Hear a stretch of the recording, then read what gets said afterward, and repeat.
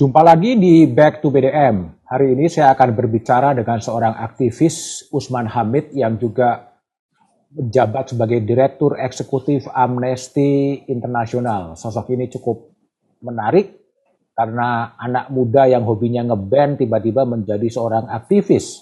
Seorang aktivis yang sangat kental dengan kekerasan. Usman, apa kabar? Baik, Mas Budiman, apa kabar? Kabar baik. Sehat sekarang? Alhamdulillah sehat. Usman, saya pindah ke isu yang paling kontemporer sekarang ya. Di sejumlah media juga menulis soal kejadian di LP Tangerang. Ya, di mana 41 orang kemudian tewas, ya, meninggal. Dan di berita-berita itu tidak nampak ada semacam permintaan maaf, ya, atas peristiwa yang penyebabnya pun sedang diselidiki polisian. Dan saya membaca di jumlah media, Amnesty International meminta agar Menteri Hukum dan HAM Yasona Lawli untuk mundur. Ya, itu persis yang juga menjadi latar belakang kami. Mengapa tidak satu pun ada pejabat yang bertanggung jawab di bidang itu menyatakan permintaan maaf atas apa yang terjadi di dalam kejadian kebakaran itu. Bahkan cenderung permisif, defensif gitu, bahwa kami sudah pernah berusaha memperbaiki, tapi anggarannya kurang. Kami sudah pernah menyiapkan lahan, tapi belum dieksekusi, dan seterusnya. Jadi sikap-sikap yang seperti itu, saya kira sikap yang kurang bertanggung jawab. Kalau kita ingat di era awal reformasi, ada beberapa tap MPR yang sangat relevan. Salah satunya adalah tentang etika kehidupan berbangsa. Etika kehidupan berbangsa bagi para pejabat publik itu adalah mundur kalau ia gagal atau kalau ia terbukti gagal dan katakanlah tidak dapat melaksanakan tugasnya secara baik untuk melindungi manusia. Bayangkan kalau kebakaran itu terjadi di siang hari. Pemadam kebakaran pasti akan lebih lama datangnya. Usaha untuk mematikan api juga pasti akan lebih sulit. Gitu.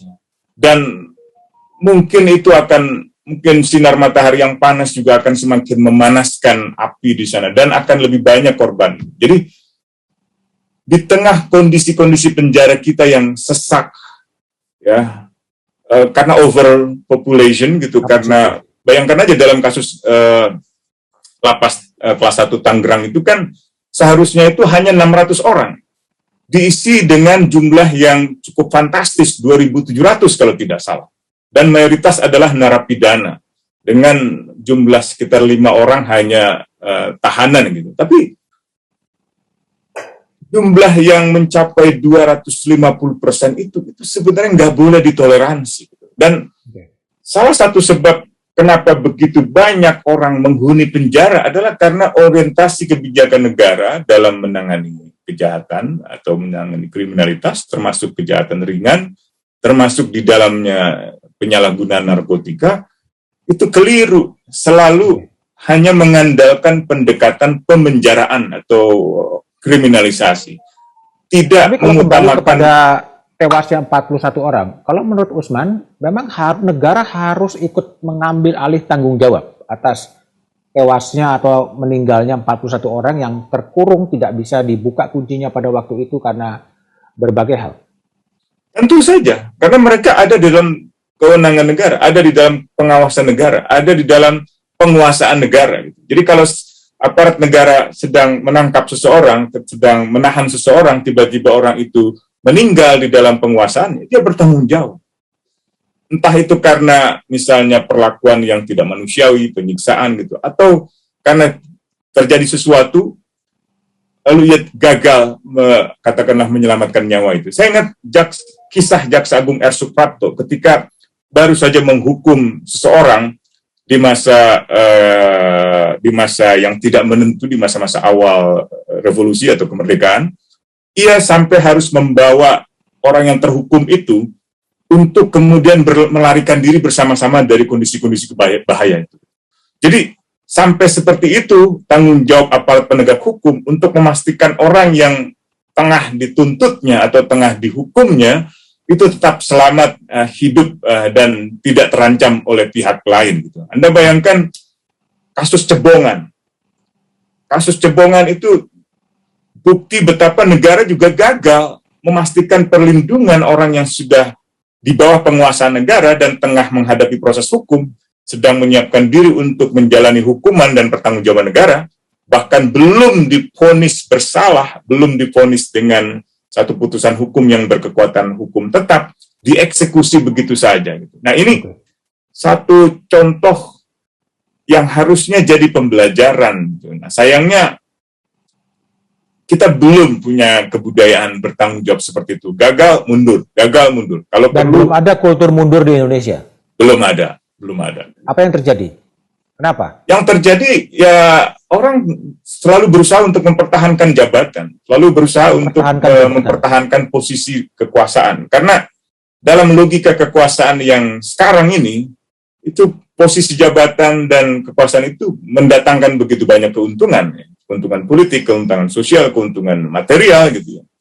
Nah, ini yang saya kira agak sulit gitu ya untuk diubah, kecuali kita memiliki orang-orang yang punya integritas masuk dalam politik. Dulu saya berharap Cak Nurholis Madjid ketika mau masuk ke konvensi Golkar, saya berharap mungkin itu awal mula politik Indonesia yang akan diisi kembali oleh sosok-sosok negarawan yang tidak peduli kekayaan, tidak peduli harta gitu. Yang ia pedulikan hanyalah pengabdian kepada masyarakat seperti dulu Hatta, atau seperti Hugeng dalam kepolisian, seperti R. Suprapto dalam kejaksaan, dan seterusnya gitu. Itu, atau seperti Yap Thiam Hien di dunia kepengecaraan itu yang sekarang sebenarnya sangat saya rindukan. Kenapa orang-orang seperti itu langka sekarang? Saya nggak tahu jawabnya, Mas. Mungkin Mas Budiman punya jawabnya itu. Mungkin karena sistem, ya sebagian jawaban adalah zamannya sudah berubah. Sistem elektoralnya memang membuat banyak orang ya mau tidak mau melalui jalan money politics itu gitu ya, atau vote buying gitu. Dan yang kedua, ketika banyak di antara mereka yang ketika memenuhi politik uang itu, baik money politics maupun vote buying itu, ketika mereka berhutang budi dengan orang-orang yang katakanlah memiliki kekayaan material, itu hanya membuat mereka hanya berorientasi pada pembayaran dividen pada mereka yang pernah menanam saham itu. Dan itu yang akhirnya menjadi orientasi dari mereka-mereka yang terpilih secara elektoral gitu. Saya ingat perdebatan antara Arteria Dahlan dan Prof. Emil Salim gitu ya. Itu satu pokok soal yang menurut saya nggak terpecahkan gitu. Dan ongkos politik yang mahal memang mau tidak mau membuat banyak orang di dalam konteks itu menerima realitas politik bahwa mereka harus menggunakan uang dalam politik. Yang kedua adalah salah satu sumber lainnya memang di dalam partai politik gitu ya. Kalau Prof. Emil bilang kan ya demokratisasinya nggak ada, kaderisasi politik nggak ada gitu ya. Pemimpin bahkan bisa berkuasa berpuluh-puluh tahun di dalam posisi ketua umum partai tanpa ada regenerasi. Di sisi lain, kalau kita lihat studi Markus Mitzner dan beberapa yang lain, subsidi negara yang tidak ada pada partai politik itu membuat partai-partai politik itu harus mencari dana-dana alternatif gitu. Sehingga terlibat di dalam banyak praktek yang koruptif gitu, praktek-praktek yang dulu ditentang di dalam reformasi gitu. Nah, di banyak negara solusinya ya harus ada subsidi negara pada partai-partai politik, karena partai-partai politik tidak lagi bisa mengandalkan iuran-iuran warga sebagaimana yang pernah dulu ada hingga tahun 50-an gitu. Nah, itu sebagian jawaban, tapi tentu saja dari para aktor masyarakat sipilnya yang katakanlah punya integritas, mungkin juga ada semacam keterbatasan dalam masuk ke dalam ranah politik gitu. Misalnya ketika saya ditawari masuk ke dalam partai politik, saya menghitung gitu. Kalau seandainya saya nyalek katakanlah gitu, uangnya dari mana misalnya gitu. Kalau ada yang membantu, itu uang apa gitu. Jadi misalnya ketua umum partai yang menawari saya menjamin Anda caleg jadi, udah pasti akan terpilih karena kami sudah menyiapkan biaya untuk kampanye dan seterusnya gitu. Nah, pertanyaan saya itu kan uang siapa? Uang dari mana? Nah, kalau orang-orang yang punya integritas itu disodorkan dengan situasi seperti itu, pasti mereka menolak ketika uang-uang itu bukanlah uang yang memang bisa dibenarkan secara politik, secara hukum. Apakah juga kelelahan kalau dalam bahasa saya dalam dunia aktivis itu yang kemudian menjelaskan bahwa sejumlah aktivis pindah jalur masuk dalam struktur kekuasaan?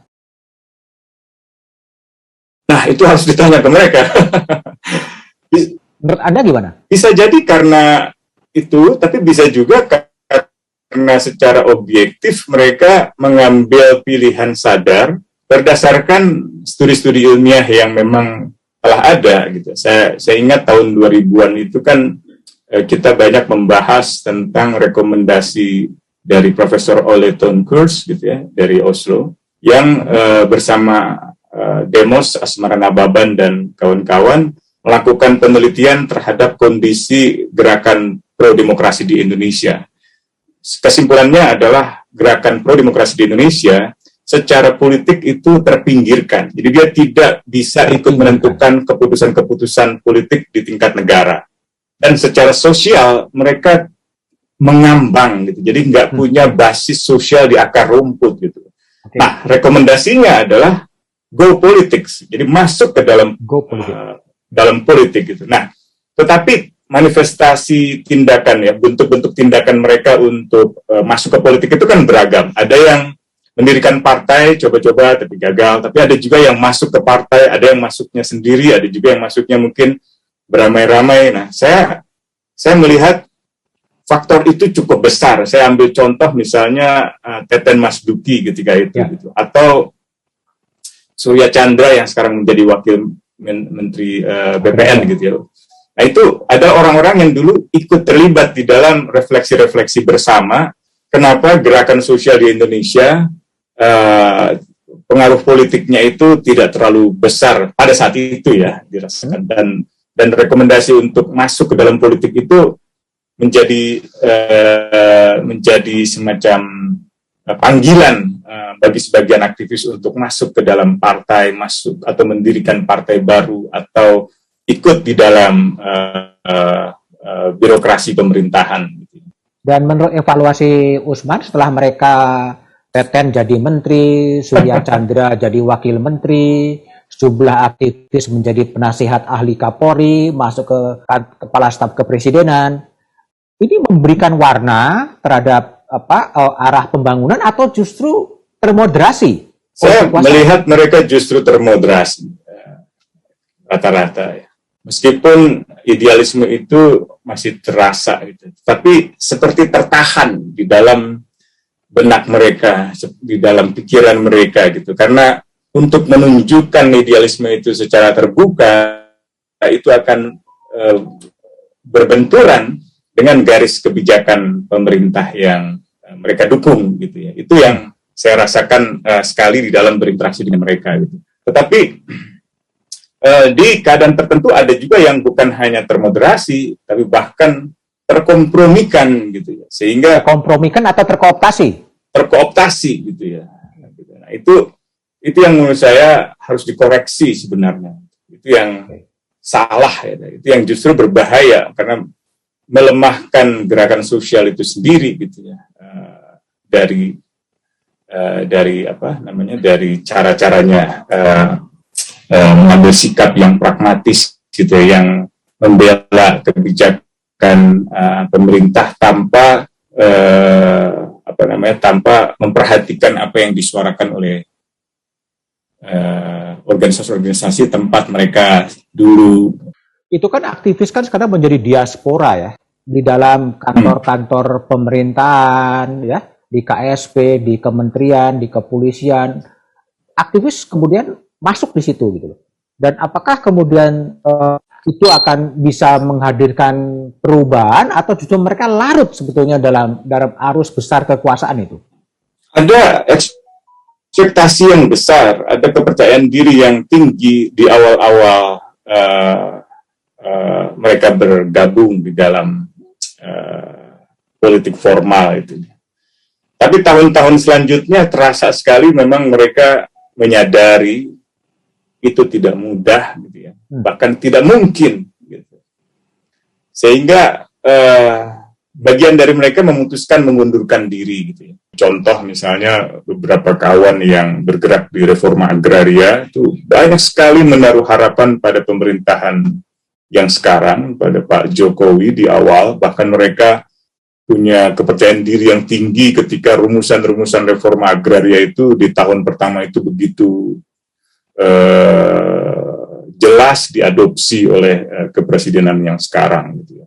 Demikian pula korban-korban pelanggaran HAM, misalnya yang dari 1965, ketika itu termasuk saya juga ikut di dalam merumuskan rencana Presiden Jokowi untuk mencabut keputusan Presiden Soeharto nomor 28 tahun 75 yang dianggap mendiskriminasikan begitu banyak orang ketika itu, pegawai negeri, pegawai swasta, dan seterusnya dalam golongan tahanan politik golongan C.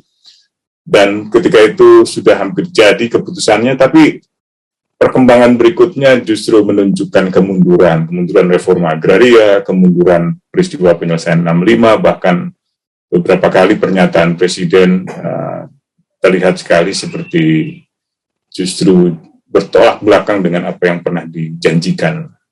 Kan kalau Mas Budiman ingat, semasa kampanye yang menemui sejumlah korban, bahkan setelah jadi presiden di bulan Desember, peringatan Hari HAM pertama sebagai presiden, ia menemui korban 65 di Yogyakarta dalam peringatan HAM di istana di sana.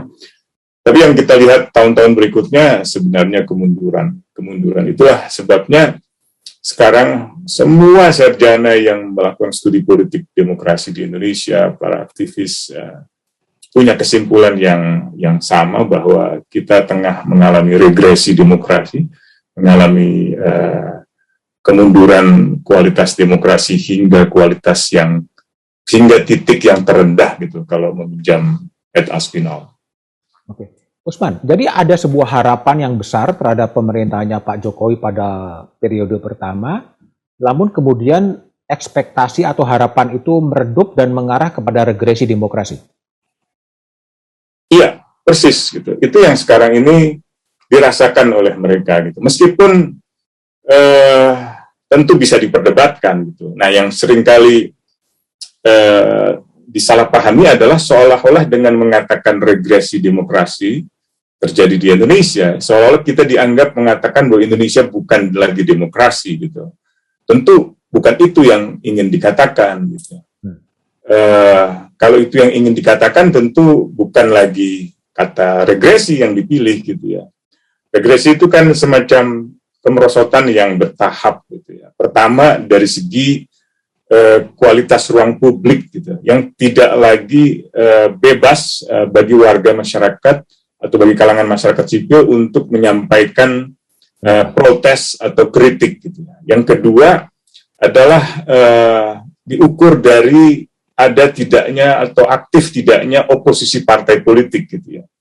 Nah, dengan masuknya Gerindra ke dalam pemerintah atau belakangan Partai Amanat Nasional itu memperlihatkan oposisi politik itu tidak ada lagi. Gitu. Nah, yang ketiga tentu kualitas sistem elektoral kita. Nah, untuk yang pertama, yang kedua ini yang dikatakan oleh para banyak analis gitu ya, bahwa Indonesia memang mengalami regresi demokrasi, tetapi masih dikatakan sebagai negara demokrasi, khususnya demokrasi elektoral, karena masih memiliki sistem pemilihan umum yang berlangsung secara demokratis. Kita tahu tahun lalu, meskipun kita menghadapi pandemi, Indonesia memutuskan untuk tetap menggelar pelaksanaan pemilihan umum serentak di berbagai wilayah. Di tengah banyak negara di dunia memutuskan untuk menunda pemilihan umum. Itu satu hal yang tentu kita syukuri gitu ya, bahwa proses berdemokrasi secara elektoral atau melalui sistem elektoral itu masih ada.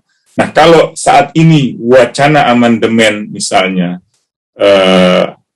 terjadi menjadi semacam proses amandemen yang resmi, katakanlah kekhawatiran tentang masa jabatan presiden yang akan diperpanjang 3 periode itu terjadi, atau katakanlah pemilihan umum presiden secara langsung akan terjadi, dikembalikan ke pemilihan tidak langsung atau sistem perwakilan di MPR DPR seperti dulu, mungkin di titik itu bisa jadi kesimpulan-kesimpulan yang akan muncul justru lebih buruk lagi gitu, bahwa Indonesia bukan lagi negara demokrasi gitu. Tentu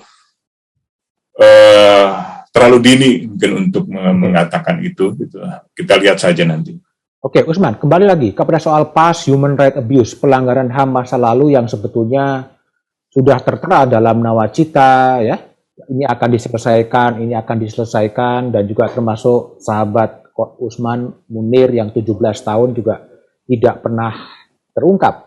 Sebetulnya apa inti masalahnya sehingga pemerintahan yang terpilih secara demokratis dengan kekuatan mayoritas di parlemen yang sangat-sangat kuat juga tidak bisa menyelesaikan soal pelanggaran HAM masa lalu itu? Pertama, memang kuatnya pengaruh segelintir orang secara politik maupun secara material ekonomi dalam mengambil keputusan. Dan kebetulan segelintir orang ini tidak memiliki prioritas di dalam bidang hak asasi manusia. Nah, ini kelompok yang sering disebut sebagai oligarki. Yang kedua adalah lemahnya supremasi hukum. Jadi kalau kita memiliki pemerintah yang lemah, tetapi penegak hukumnya kuat dan independen, itu mungkin masih kita bisa harapkan untuk adanya penyelesaian. Sebagai contoh, ketika era Soekarno di tahun 50 sampai 59, era demokrasi parlementer, saya kira kita punya sistem peradilan dan sistem hukum, termasuk kejaksaan yang sangat independen dan sangat kuat gitu, sehingga proses hukum dilakukan tanpa bisa diintervensi atau dikooptasi oleh presiden sekalipun. Itu sebabnya Jaksa Agung ketika itu beberapa kali mengalami ketegangan dengan militer, misalnya ketika sedang memeriksa anggota militer atau pejabat militer yang terlibat kejahatan atau menangkap menteri gitu. Itu juga sering membuat Jaksa Agung bersih tegang dengan Presiden Soekarno gitu. Nah, itu tidak ada lagi di dalam masa pemerintahan demokrasi Pancasila di bawah Orde Baru maupun demokrasi terpimpin di era Soekarno. Juga di era reformasi kita sempat ada harapan itu di era Jaksa Agung Baharudin Lopa misalnya atau Marzuki Darusman, tapi waktunya sangat singkat gitu. Dan kita kembali ke dalam satu sistem peradilan, sistem supremasi hukum di mana institusi hukum seperti kejaksaan itu tersubordinasi di bawah pemerintah, dan pemerintah lagi-lagi tadi yang di awal saya katakan dikendalikan oleh segelintir orang yang punya pengaruh politik besar dan punya kekayaan material yang luar biasa. Nah, yang ketiga memang kita masih punya semacam kultur hak asasi manusia yang rendah. Jadi kalaupun ada kepedulian pada hak asasi manusia, itu biasanya lebih banyak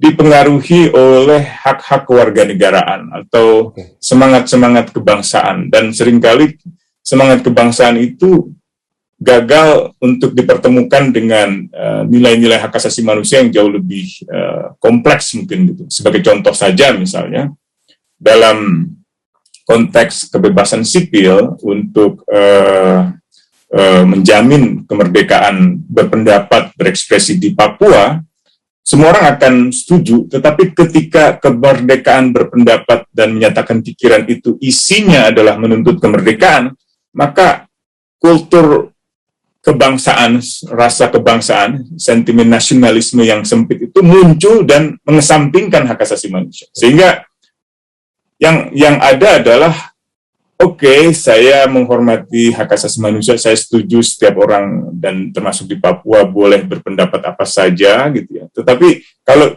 minta merdeka meskipun secara damai disampaikan itu tidak boleh. Dan kalau perlu itu dipenjara. Nah, itu yang terjadi di masa pemerintahan SBY tahun 2006 dengan keluarnya peraturan pemerintah tentang bendera dan seterusnya, dan berlangsung hingga sekarang. Itu yang kita kenal sebagai orang-orang yang dipenjara karena alasan politik. Nah, tahanan-tahanan politik semacam itu yang hanya ada di era-era pemerintahan otoriter gitu. Nah, ini yang mungkin juga menunjukkan rendahnya kultur hak asasi manusia. Jadi banyak elit juga pidato tentang kebangsaan gitu. Saya tidak anti kebangsaan. Saya kira itu penting sekali untuk mempersatukan kita di dalam satu cita-cita besar dalam melihat pengalaman masa lalu yang kelam di bawah kolonialisme atau di bawah imperialisme, sehingga kita harus bangkit sebagai bangsa untuk bisa berdiri sejajar dengan bangsa-bangsa di dunia. Tetapi seringkali yang saya lihat di balik pernyataan-pernyataan pejabat yang seperti itu, ada xenofobia, ada sikap-sikap anti terhadap orang asing, ada chauvinisme, ada semacam semangat kebangsaan yang sempit gitu, yang NKRI harga mati gitu, demi integritas teritori nyawa manusia seperti tidak ada harganya. Banyak yang berpidato NKRI harga mati, 4 pilar NKRI gitu ya, Undang-Undang Dasar Negara 1945, Pancasila dan Bhinneka Tunggal Ika, tetapi tidak punya jarak dengan orang-orang yang terlibat korupsi. Tetapi tindakannya justru melemahkan KPK, tindakannya justru membenarkan pendekatan kekerasan dalam menyelesaikan konflik-konflik di Papua. Jadi ada semacam hipokrasi di dalam banyak jajaran elit politik gitu yang mempengaruhi kultur publik dalam melihat hak asasi manusia gitu. Jadi hak asasi manusia sebagai nilai yang universal itu masih berhadapan itu dengan ideologi nasionalisme yang sempit atau ideologi keluarga, kalau meminjam istilah David Bouchier, yang meyakini bahwa masyarakat itu sebenarnya nggak boleh kritik pemerintah. Masyarakat itu nggak boleh melawan pemerintah, karena masyarakat itu ibaratnya anak dari pemerintah, dari bapaknya, yang bapaknya pasti sayang sama anaknya. Jadi pengaruh-pengaruh pandangan komunal semacam itu, negara kekeluargaan ya, ideologi kekeluargaan gitu, sebenarnya itu kuat di masa Jepang, di masa budaya ketimuran Jepang itu diimpose gitu, diimbus ke dalam kehidupan masyarakat di Indonesia, dan itu belum hilang karena itu dipakai di masa Orde Baru gitu, sehingga masyarakat terlena di dalam semacam mitos-mitos tentang kebangsaan itu dan menanggalkan pentingnya hak asasi manusia, pentingnya pengakuan hak kita sebagai warga, baik itu warga Indonesia atau warga Amerika atau yang lainnya gitu ya. Dan di situ tantangannya jadi lebih terasa, termasuk dalam soal pluralisme. Jadi banyak orang setuju kalau ada kelompok minoritas diserang itu harus dibela gitu ya. Tapi pembelaan itu bukan pertama-tama karena keyakinan pada nilai-nilai hak asasi manusia yang universal, melainkan lebih karena kita ini sesama warga Indonesia. Kita ini sesama orang Indonesia. Jadi masih pada level komunalisme di tingkat negara gitu. Jadi belum melihat kita sebagai warga dunia, sebagai warga bangsa-bangsa di dunia. Itu yang saya kira jadi tantangan nih, 3 faktor itu. Kalau posisinya adalah tadi ada oligarki, ada supremasi hukum yang lemah, ada kultur hak asasi manusia yang belum merata. Sebetulnya gimana pelanggaran HAM masa lalu itu mau diselesaikan, atau udahlah kita forget it saja terhadap situasi yang ada?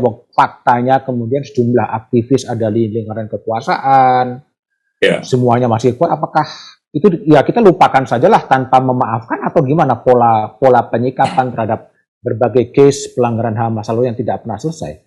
Ya, ini mungkin akan menjadi semacam kontestasi yang terus berjalan, seperti di Argentina itu kan, meskipun proses transisinya dimulai tahun 80-an, hingga sekarang proses hukum itu masih berjalan.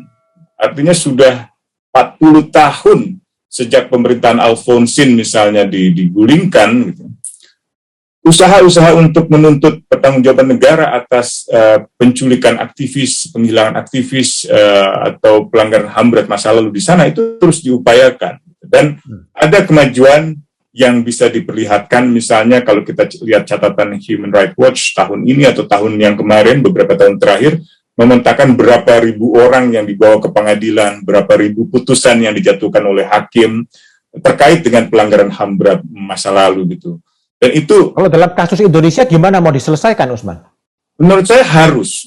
Harus. Kenapa? Yang pertama, ada banyak akar masalah yang kalau kita temukan, maka itu akan mengobati segala prejudisme sosial politik yang hari ini kita rasakan. Kita masih melihat orang bisa membenci yang lain hanya karena pandangan ideologi atau keyakinan di dalam beragama yang mungkin berbeda aliran atau berbeda sekte gitu ya.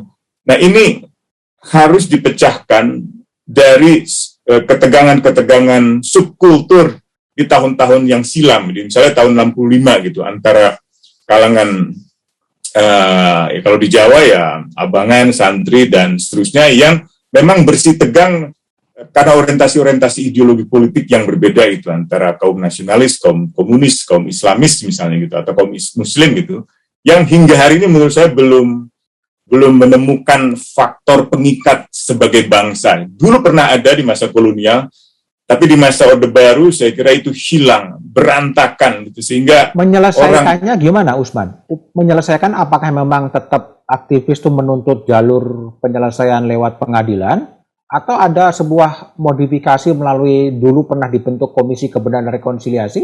Apakah itu momentumnya masih tepat juga sekarang ini? Itu harus diperjuangkan, momentum itu harus diciptakan. Dan ini yang tadi saya maksud dengan Argentina, dia pernah membentuk pengadilan dan gagal, bahkan usaha untuk melakukan semacam pencarian kebenaran menuju rekonsiliasi juga gagal gitu ya. Mereka punya laporan yang sangat terkenal, Nuncamas, tentang tidak boleh lagi terjadi penghilangan aktivis, tapi terjadi lagi, bahkan pemerintahan berganti lagi menjadi yang lebih represif dan seterusnya. Tapi sekarang mereka mulai menyaksikan konsistensi perjuangan hak asasi manusia, perjuangan korban itu membuahkan hasil, baik itu pada pendekatan penghukuman pelaku, legal justice, maupun pada pemulihan korban melalui proses yang dikenal sebagai restorative justice. Nah, saya tidak punya semacam pandangan yang hanya sepihak mengutamakan misalnya penghukuman. Saya justru ingin menempatkan pendekatan-pendekatan itu menjadi pendekatan yang komprehensif gitu. Dengan kata lain, saya tetap akan mendorong penuntutan negara kepada mereka yang bertanggung jawab di pengadilan, karena itu saya yakini sebagai jaminan ketidakberulangan di masa depan gitu ya. Tetapi saya juga percaya bahwa ruang peradilan itu, di meja hijau itu, tidak terlalu cukup untuk menyelesaikan persoalan hak asasi manusia di masa lalu yang sangat kompleks gitu. Jadi restoratif justice yang menjadi alternatif dari pemikiran itu sebenarnya bukan karena ingin mengambil jalan pintas, bukan karena nggak mungkin kita menuntut pelaku karena kita nggak punya kekuatan, melainkan satu pandangan, ini tentang restoratif justice, satu pandangan yang melihat bahwa sistem peradilan itu nggak cukup lagi untuk menyelesaikan kompleksitas kejahatan politik negara di masa lalu, hanya melalui pembuktian barang siapa melakukan apa terhadap siapa, di mana, kapan, dan seterusnya gitu. Karena ada dimensi sejarah yang dimanipulasi, ada kurikulum pendidikan yang dimanipulasi, ada banyak yang saya kira tidak cukup untuk dibawa ke pengadilan. Bukan berarti kemudian pengadilannya dikesampingkan, justru kalau pengadilannya tidak ada, maka semakin kurang pendekatan kita di dalam menemukan keadilan di dalam satu transisi politik itu. Saya orang yang percaya bahwa transisi politik itu bisa menjadi momen yang kita ciptakan gitu, sejauh memang itu terus diperjuangkan.